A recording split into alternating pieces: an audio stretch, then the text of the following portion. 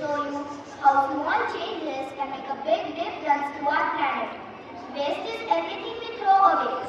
There are three main types of waste, that is, wet waste, dry waste and hazardous waste. But when we mix all kinds of waste together, it harms the soil, the air and even our health. That is why waste management is important. It keeps our environment clean and safe. Let us see how can we make segregation simple.